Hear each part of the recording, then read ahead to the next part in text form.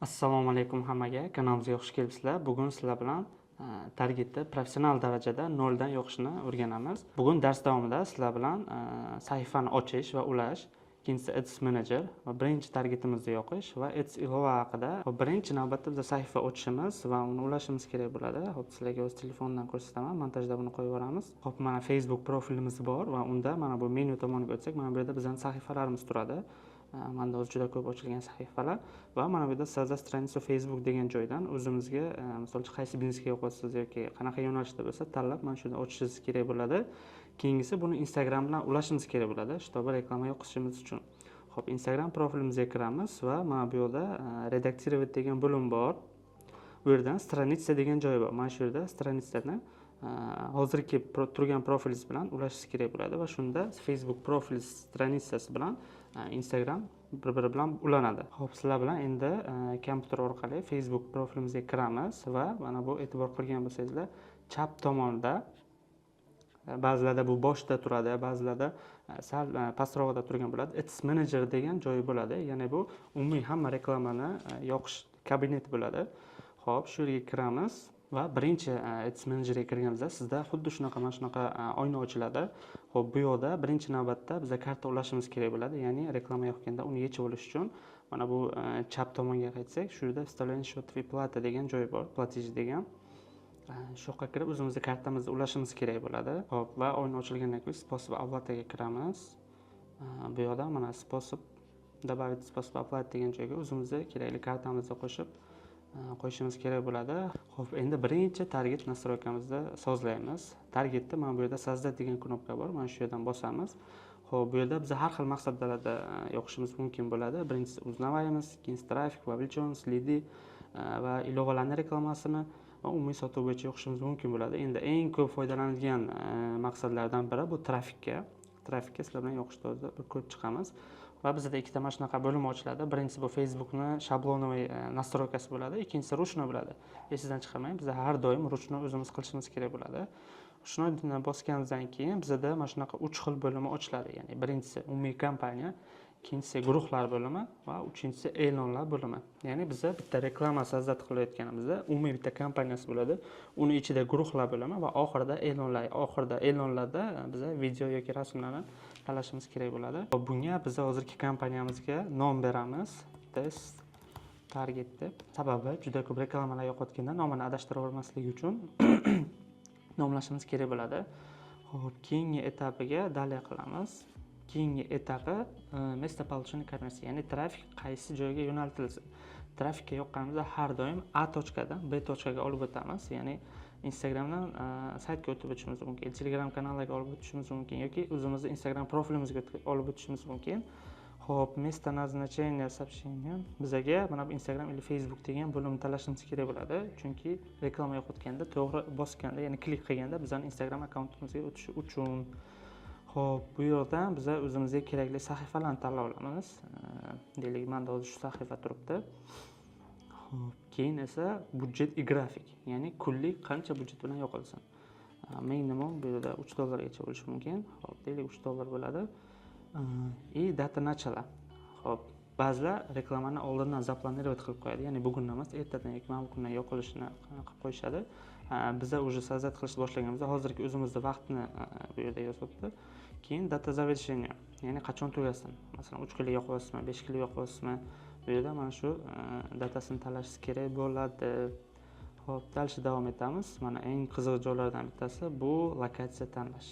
Ya'ni sizni biznes, agar qaysidir biznesga yoqayotgan bo'lsangiz yoki o'zingiz biznesingizga yoqayotgan bo'lsangiz, deylik Toshkent shahrida joylashgan bo'lsangiz, imенно faqat Toshkent shahridagilarga yoqish kerak bo'ladi. Va bu yerda mana bunday qilib lokatsiyani tanlab olamiz. Toshkent shahar. Ko'rib turgan bo'lsangizlar, bu yerda umumiy mana 40 kilometr radius topadi. Ya'ni mana bu yerda aholi balkim yashamasligi mumkin. Biz bu yo'llargacha reklamamizni ko'rsatishimiz kerak emas. Bizga aynan Toshkent shahardan kerak. Shuning uchun yaqinlashtirgan holatda mana bu поставить metka tugmasi bor. Shuni bosib, o'rtasiga bosamiz va radius e'tibor qilgan bo'lsangizlar kichraydi. Biz buni yana kichraytirishimiz mumkin. Deylik 5 kilometr radiusda yoki 9 umumiy shaharda atrof bilan olsin. Xo'p, lokatsiyani tushundik. Yana bitta joyni aytish esimdan chiqib qolibdi. Mana bu yerda keraksiz joylarga yoqilmasligi uchun ya'ni исключить qilib yuborsa ham bo'ladi. Deylik, исключить qanaqa? Masalan, biz xohlamaymiz reklamamiz yo'nalishini qibray tomonlarda deylik, mana поставить metka qilamiz. Xo'p, mana radius oldi. Buni deylik 4 qilsak. Umumiy qibrayda ko'rmaydi. Ya'ni qaysidir siz lokatsiyalarda ko'rsatmoqchi bo'lmasangiz, imенно mana shunday исключить tugmasi orqali siz o'zini aynan o'sha joyda chiqarib yuborishingiz mumkin bo'ladi. Xo'p, yana endi pastroqga tushadigan bo'lsak, bu yerda autora tanlashimiz kerak bo'ladi. Ya'ni mana bu yerda yoshi, jinsi va ularning qiziqishlarini kiritishimiz kerak bo'ladi. Xo'p, bu yerda qiziqishlarni kiritishimiz kerak bo'ladi. Deylik, siz masalan kiyim sotasiz, ayollar kiyimi aynan. Xo'p, bu yerda bizga именно ayollar kerak bo'ladi. Mana все bor, мужчины va женщины. Ayollar kiyim bo'lgani uchun biz faqat ayollarni tanlaymiz va yosh chegarasini ham deylik 65 emas. Va yana eng muhimi, biz reklamamizni 18 yoshdan boshlab ko'rsatishimiz mumkin. Undan yosh maydalarga Facebook bilan reklamamizni ko'rsatmaydi. Xo'p, endi qiziqishlarga keladigan bo'lsak, ya'ni siz kiyim sotsangiz, deylik, kiyim misolda ko'rib chiqamiz. Kiyimni asosan ayollarga bo'lsa, bu yerda masalan adijda deb, xo'p, mana уже adijda deb yozmoqchi edim, bizga уже misollar keltirishni boshladi. Женская одежда, masalan. Umumiy kiyimga qiziqadiganlarni va bu yerda вовлеченный покупатель, onlayn покупки bor. Xo'p, вовлеченный покупатель deganda именно Instagramdan olishi, xarid qilishi yuqori bo'lgan insonlarni biz kiritishimiz mumkin bo'ladi. Xo'p, bundan tashqari mana ko'rib turganlaringizda bizga yana har xil primerlar ko'rsatyapti. Deylik, платье, xo'p, женские sumki, yubka, obувь va mana shunaqa qilib o'zingizga kerakli qiziqishlarni kiritishingiz mumkin bo'ladi. Xo'p, endi davom etadigan bo'lsak va oxirgi qismi место размещения. Ya'ni bizning reklamamiz qaysi platformalarda, qayerlarda chiqsin. Bu har doim Facebookning shablonaviy настройкасida turgan bo'ladi. Biz buni ruchnoy qilamiz va o'zimizga kerakli platformani tanlab olamiz. Xo'p, deylik, bizga mana Facebook kerak emas va Instagramga faqat ko'rsatishni xohlaymiz. Xo'p, polni shu yo'lni bir qisqacha ma'lumot berib o'taman. Facebookda reklamamiz ko'rsatishimiz mumkin, Instagramda audience network. Bu nima degani? Bu Facebook bilan shartnomada bo'lgan boshqa ilovalar. Deylik, agar e'tibor qilgan bo'lsangiz, boshqa ilovada turgan bo'lsangiz ham sizga qanaqadir reklamalar kelib chiqadi. Deylik, masalan, oldin agar siz CapCut ishlatgan bo'lsangiz, yana montaj qilinadigan ilovada har xil reklamalar kelib chiqishi mumkin. Bu xuddi shunaqa Facebookning bir qancha ilovalar bilan shartnomalari bor va o'shalardan foydalanuvchilarga ham reklama yoqishi mumkin. Keyingi Facebook Messenger, WhatsApp va boshqa ilovalar. Xo'p, tali tugmasini bosamiz. Mana endi biza e'lonlar bo'limiga keldik. E'lonlar bo'limida biza video, rasm tanlashimiz kerak bo'ladi. Xo'p, video rasmni ham ikki xil formatda qilishimiz mumkin. Birinchisi bu создать reklama. Ya'ni biza videoni, masalan, qaysidir videoga yoqmoqchi bo'lsak, uni Instagram profilimizdagi videodan olib yoqishimiz mumkin yoki umuman Instagramga qo'ymasdan turib faqat targetni o'zida aylantirishimiz mumkin.